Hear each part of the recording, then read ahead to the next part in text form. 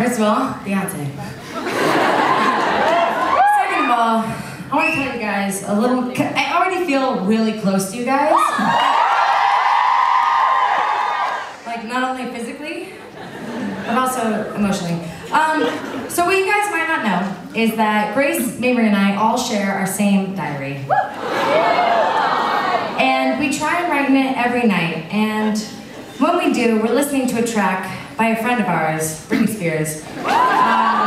You know what, I'll just play, it sounds like this.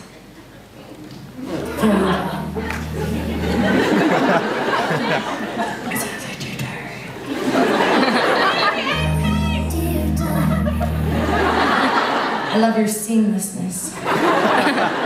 And last night, Mabry, Grace, and I all got separated. And so I wrote in the journal my recollection of the night. And I'd like to share it here with you.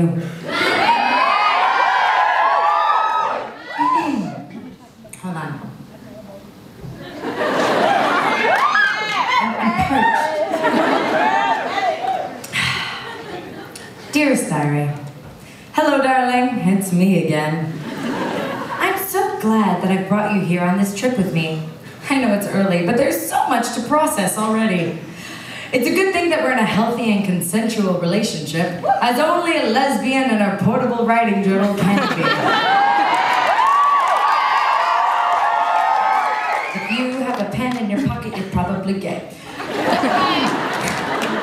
Last night began in the most agreeable manner as myself, Mabry, and Grace embarked on our traditional Think Before You Drink tour of Dublin. Now, as you recall, Think Before You Drink is the mandatory history seminar that I enforce before every evening of debauchery. If we're gonna burn so many brain cells, we might as well fill them with useful knowledge first. Just as I was starting with a pointed diatribe promoting the importance of Celtic lore in our modern mythos, I turned to see that Mabry and Grace had suddenly been replaced with 2 clouds of dust. This happens from time to time. I swear, those 2 have the worst timing ever for playing hide and seek. But, oh well, they're my friends, and so I must abide by their wishes. Naturally, I stopped for 2 fingers of the oldest bushmills I could find before beginning my search for them. I paused briefly to laugh at how Mabry would have totally made a joke about fingers and bushes at this point. Oh, how I miss that fiery ginger wit. The first place I looked for them was the nearest dumpster, or, as we like to call it, Mabry's nap zone. She likes to crawl into one from time to time when she's had too much to drink or, frankly, is in between leases. Fun fact, that's why she smells not only of gin, but also of rotting sardine carcasses. It's not a fun fact, really.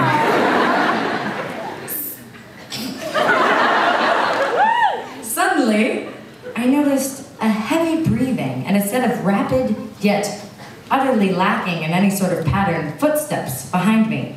Gaining speed, but then falling down a flight of stairs somehow. And then getting up with a greater gait, and then falling down again, and then getting stitches, and then making bangs.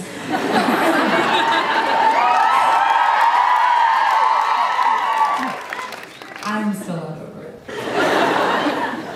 So I turned, and to my horror, I discovered a reanimated skeleton wearing a brown wig was chasing me. Oh wait, that's totally Grace. At first, I thought she was being attacked, so I reached for my riding crop, which I only bring for emergencies. /fun. But then I stopped in my tracks.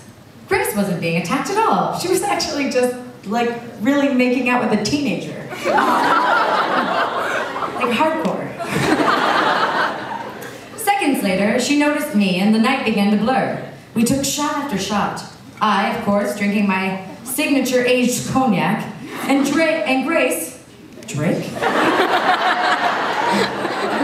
Not including the last page of my diary when making this book tonight.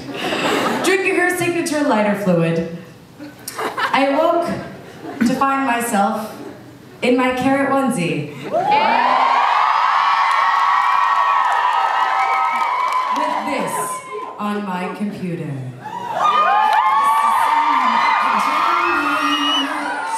Yeah. the jam.